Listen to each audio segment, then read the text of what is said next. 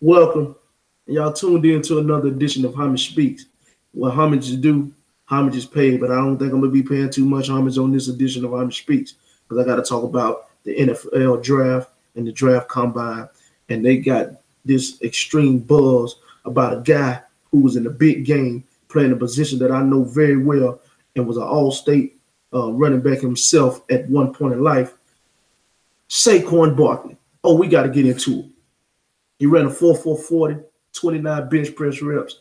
Looked amazing in all the drills and the cone drills. Then you put him on film, he looks amazing. He's doing what he do. He's jumping over people, which I got a problem with. But here's my biggest issue with him. Saquon Barkley is 6 foot, 230 pounds, and he runs around people instead of running through them. When is he going to be the back that get me 4 yards in a cloud of dust? He doesn't do that. That's not his running style. He liked to be in the open field. He liked to be in the open field. He can make people miss. That is a sign of a good back.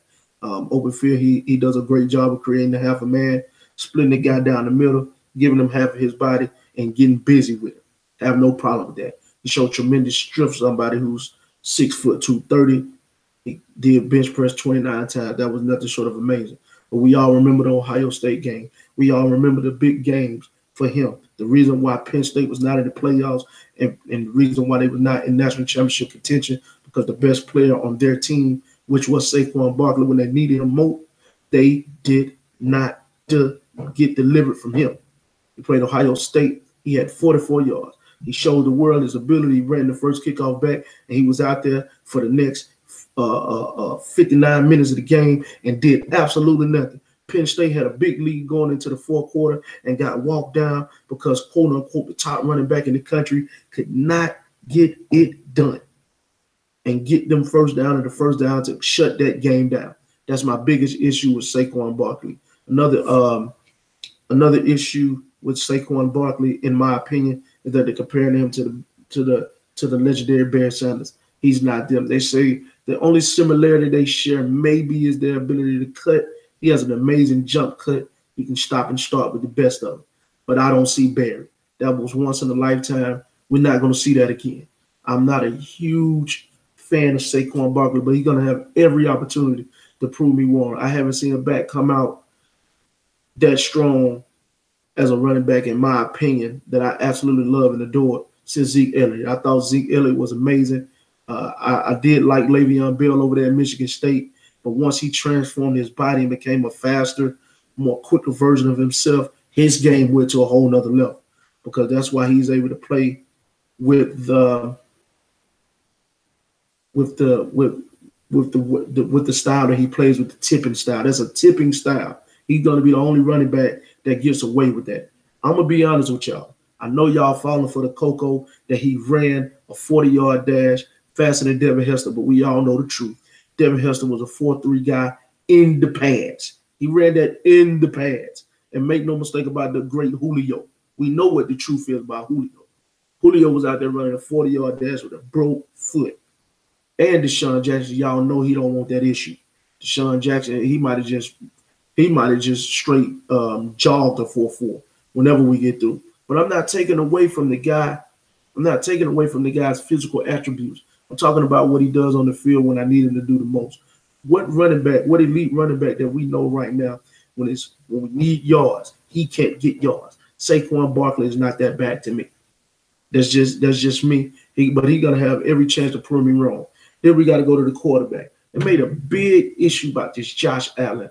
They said because he didn't have adequate talent at the receiver position, he couldn't really put up the numbers that he was projected to put up. Houseway, you're the quarterback. You got the ball every play.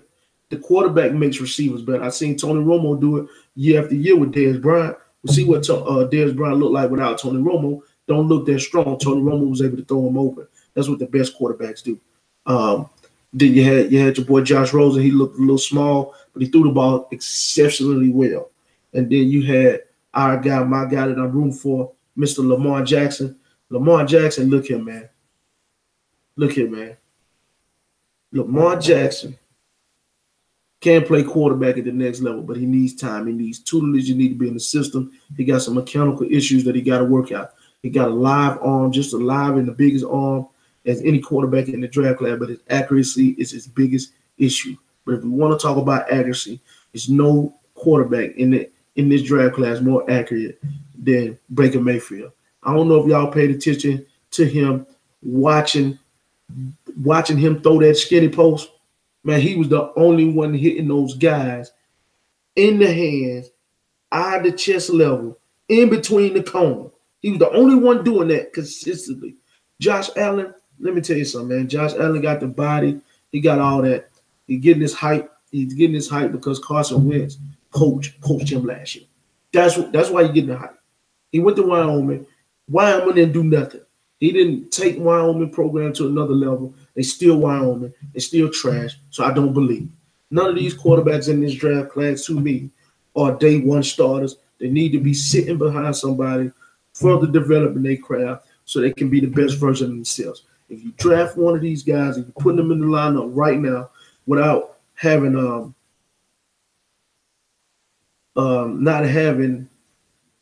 not having adequate receivers and personnel for them, they're going to fail. And one thing about it, Lamar Jackson didn't run the 40 because he didn't have to.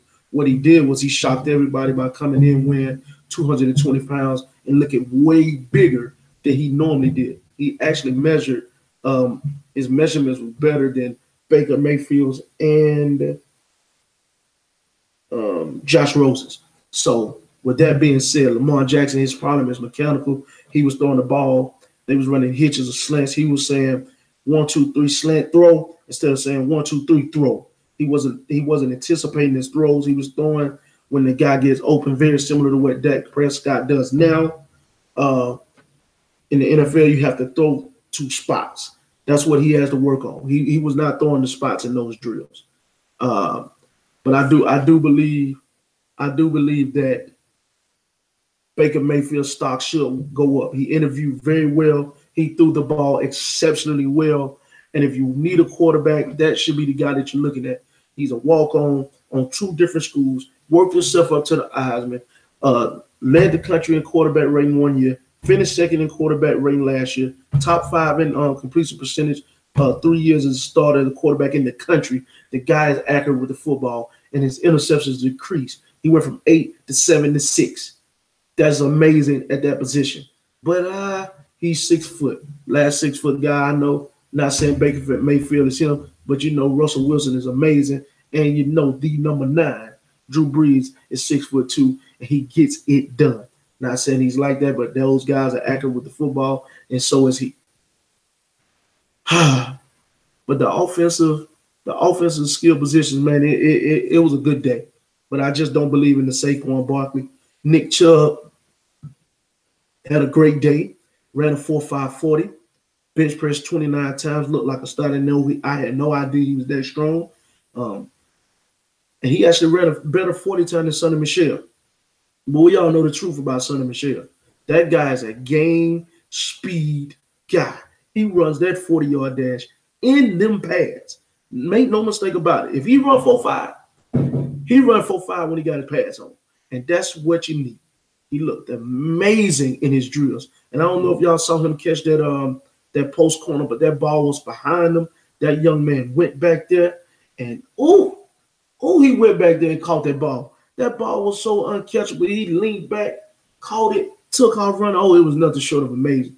Great. This was a great pro day for the running backs. The running backs were there. They showed up and showed out. We're still trying to figure out why your main man, Sam Darnold, Courtney, didn't go out there and throw. We had every elite quarterback in this draft class throw the football on that day. Why did he throw? Why is he not able to rise up to the occasion and throw to strangers instead of having to wait to his pro day and try to look good on that day? That's a question for me. Maybe Courtney can answer that for y'all because I'm not sold on him either. I think long-term he is a gamer. He has the intangibles, but he needs mechanical work as well. And if he can get those, if he can get taught the position along with his intangibles, he can be a good player. But I really would like to see Saquon Barkley go to the New York Giants and help Eli Manning and help the personnel out. I think that's a better fit for him. There's no way possible you can look me in the face and tell me that when you go up against the New York Giants, you can put 8 in the box to stop him if he getting busy. because you got Odell on the outside, you got the young boy Ingram that they just drafted from Ole Miss, and you got Sterling Shepard. Somebody should be open, and you gonna say Eli beat me. That's one thing that we need to pay attention to.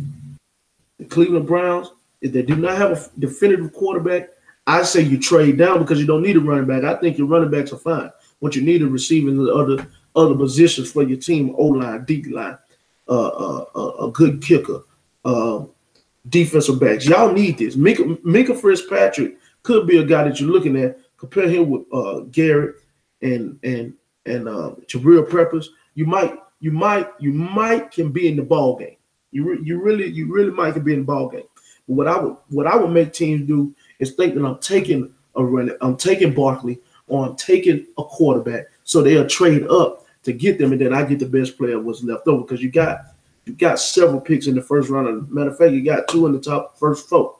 So make no mistake about it. I don't think you need Barkley. I like Crowell and Duke Johnson to solidify that position. Now I do know that your boy's Barkley is supposed to be game changer. He's supposed to be a game changer and a culture changer, but I'm not buying it. It just didn't show me. The Ohio State in the biggest game, the games that matter the most, he was nowhere to be found, and I just can't get over that. Running backs are my thing, and if I'm wrong, I'll be the first one to pay homage. And make no mistake about it, I think he has amazing ability, what he can do with his body. But I just don't agree with the running style. I don't agree with the running style of somebody who's 6 foot, 235 pounds, and it's just that physically gifted. I don't get it. I don't get it.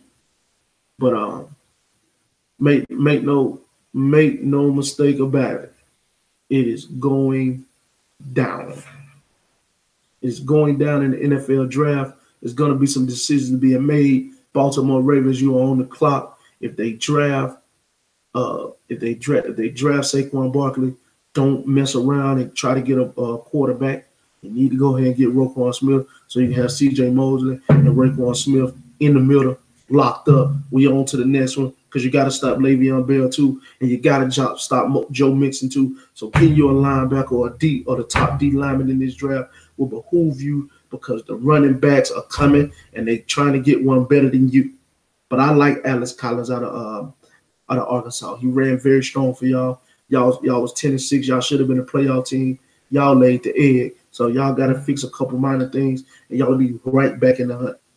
But make no mistake about it, football season is always near and dear to our hearts. Homage is due to the Philadelphia Eagles.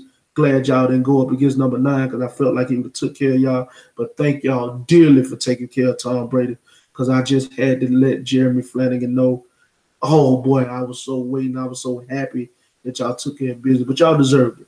Y'all played all 4 downs. Y'all was not conservative. Y'all brought it to them. Y'all brought the fight to them.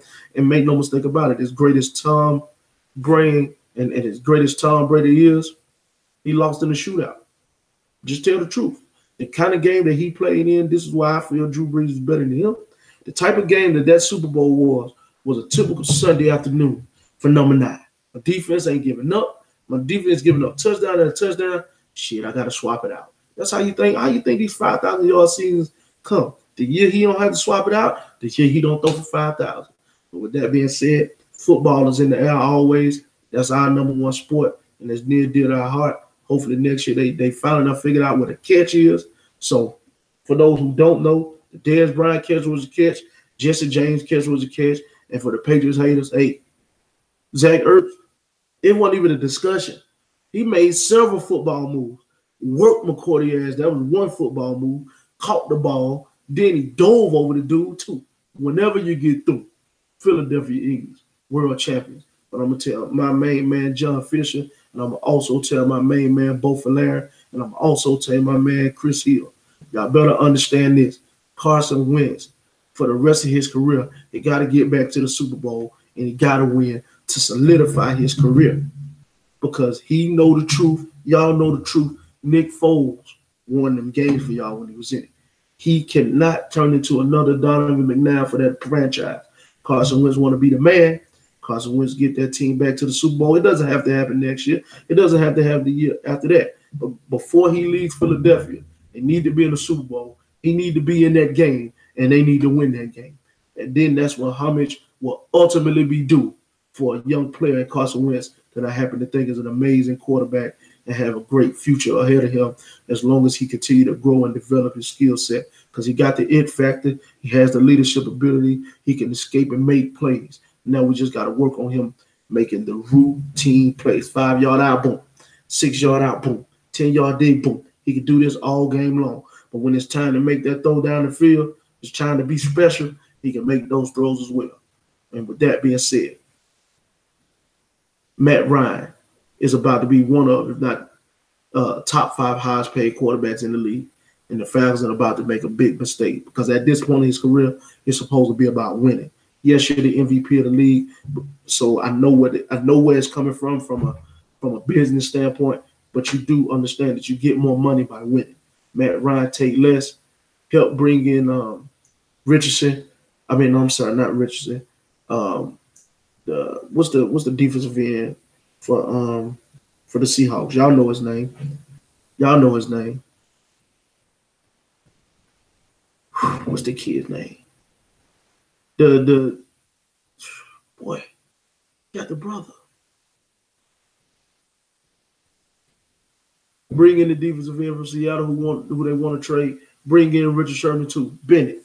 Bring in Bennett. Bring in Michael Bennett. Y'all, we need to bring in Michael Bennett. We also need to get Richard Sherman so we can get the Toastmasters out of here.